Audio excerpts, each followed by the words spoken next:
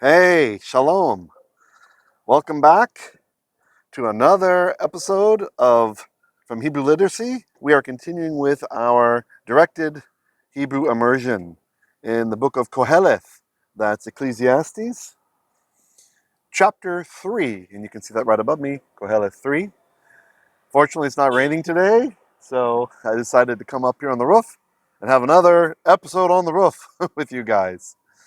So let's just say real quick prayer. Avinu malkeinu ken yhi ratzon, ki brachot mimecha תחיינה עלינו היום הזה. תשלחנה את רוחך עלינו אדוני, עליי ועל כל תלמידיי. אנחנו רוצים ללמוד טוב בעיניך. לא לנו ולך יחיה כל הכבוד. וכל הדברים האלה, אנחנו נברכך בזכות ישוע HaMashiach. All right, so let's get with it. Here we are. Maybe let me see if I can prop this up a bit better. How will that be? Yeah, I think it's a bit better. A little bit better. Yeah. Okay. Great. So let's just reminder, you don't have to look, even though I have lots of colors on the screen and stuff, you don't have to look. If you prefer to have a auditory learning experience, you're driving to work or commuting or something, that's totally fine. You can just listen. I'm trying to be very aware now of our different styles of learners who are out there. All right, if you're new to the channel, don't worry if it's all Hebrew to you. That's fine. This is a method of teaching where we use directed immersion. So even if you come in knowing nothing, you can actually learn how to read. I've had students learn how to read for this immersive process. So I hope you'll find it useful. At the bottom, you'll find a legend showing what the symbols and colors kind of mean. All right, as far as grammatical terms, if you don't know what those things mean, no problem. That's fine. Just stick with us and we'll work through it together. All right.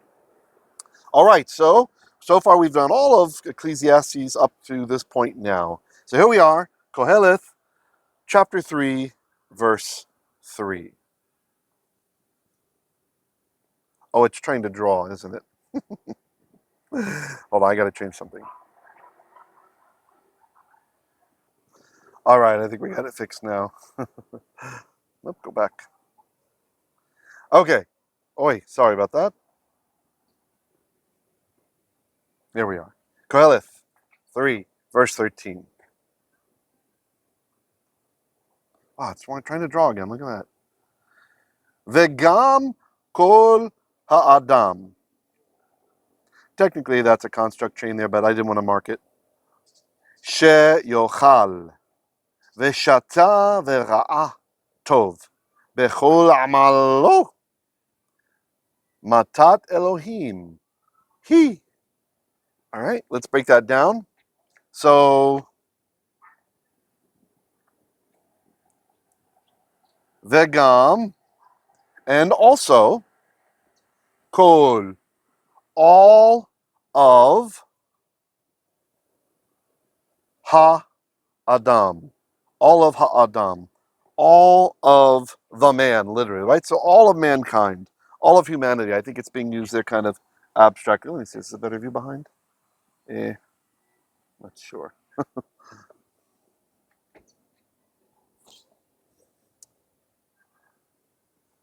Vegam kol haadam. And also all of the man, just being literal. She yuchal. So the verb is achal, aleph, kaf, lamed, and that means eat, right, or consume.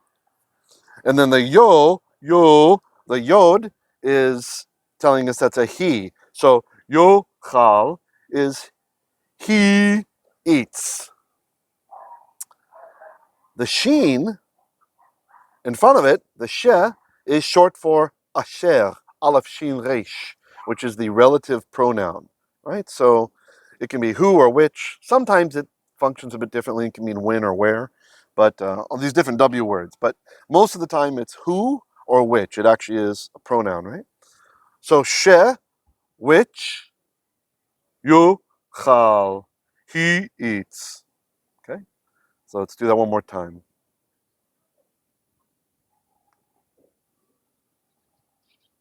Vegam kol haadam. And also, all of the man, every person, all of humanity. Okay, it's going to be who, because it's actually referring back to Adam over there. So, who yuchal, who eats, ve shata, and drinks.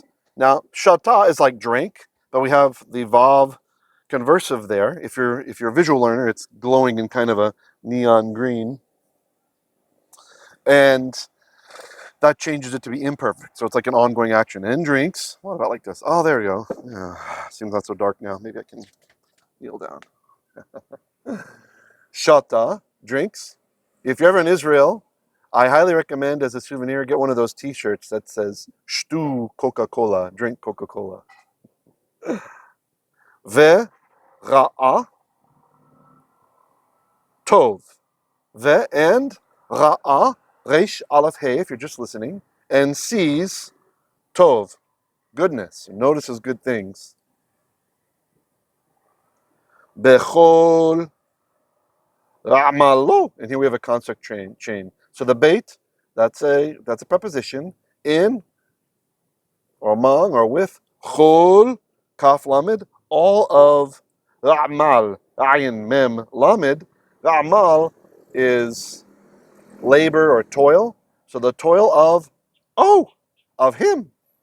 Bechol amal o, in or with all of the toil of him. So in all of his toil. So he sees good in all of his toil, in all of his, or the result of his toil, that could even be. It can have the abstract meaning of wealth.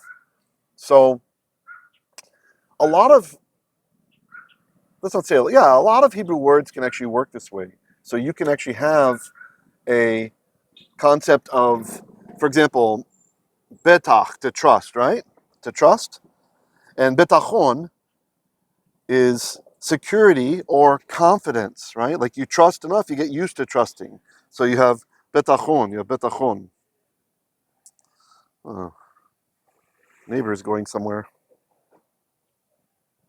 doing something, some project.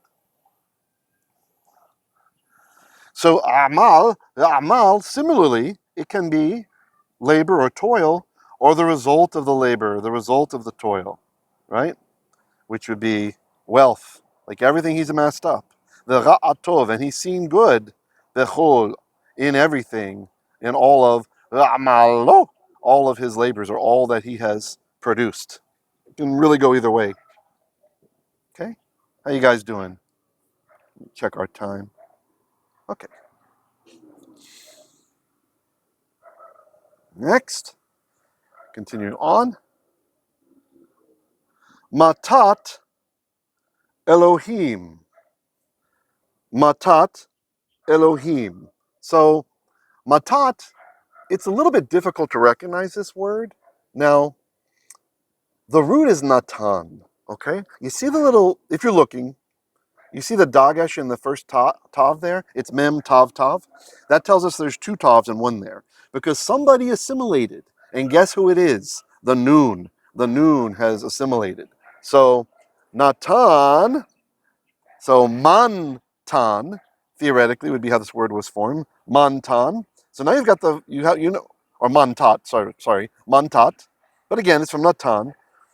Now, theoretically, when you have a mem on a noun and you don't know what the noun means, but it has that verbal root that you recognize, in this case, natan, then it's usually something that somehow assists the verb in its action. So if natan is give, a matah is a gift. You give a gift. And this one, the matah, has become matat, gift of, because it's in the construct state, as you see on the legend down below, or you saw before. It's okay if you're just listening now. That tells us it's a construct, right? Which means we need to say of. So, matat, gift of Elohim. Elohim. Now, Elohim is God. And it feels like we should say the gift of God, right? It's the gift of God, not a gift of God. And that's fine, because what happens, even though Elohim, Aleph, Lamed, Hey, Yod, Mem, is not a name, oftentimes it's developed so that it functions that way, right? Because we know there's only one true Elohim, right? Because what do we know? Eloheinu echad, our God is one, or he is united, right? So it's okay to translate matat Elohim as the gift of God.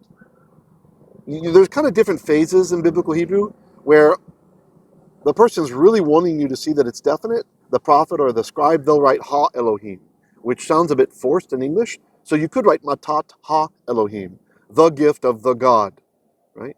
Just kind of making sure it's not going to be confused by polytheists to think of like gods, like a gift of gods or something.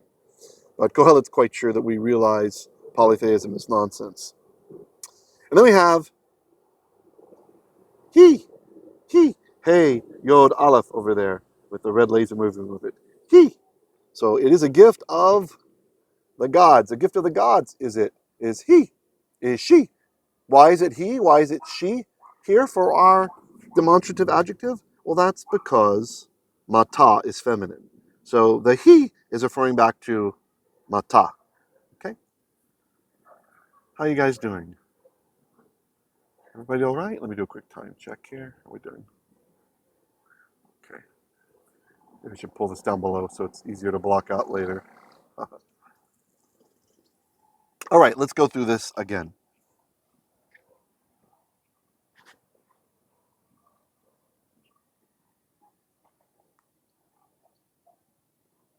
Verse 13. Vegam kol haadam sheyochal. Okay. And also, kol, every haadam of the man. Maybe I should have really drawn the construct around that. Sorry, guys. Hey, we're improving here over time. Like every person, she, who, yochel, who he eats. So who eats?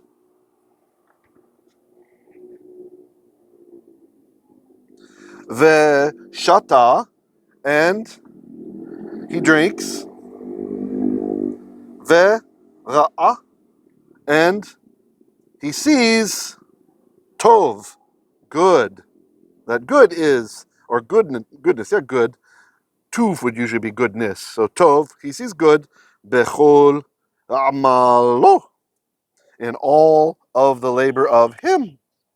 By the way, just another example of how words can really be heavily nuanced in biblical Hebrew.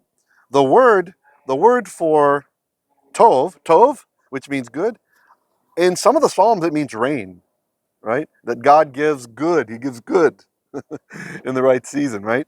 Which makes sense. An agrarian society living in the Middle East would heavily depend on tov, on rain. Okay.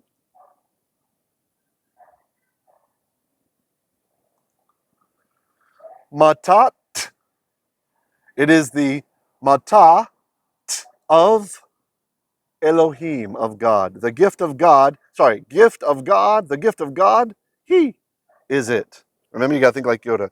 Gift of God, is it? Yes. The gift of God is she, is quite literally what that's saying, she. Okay? Comments or questions? How are you guys doing?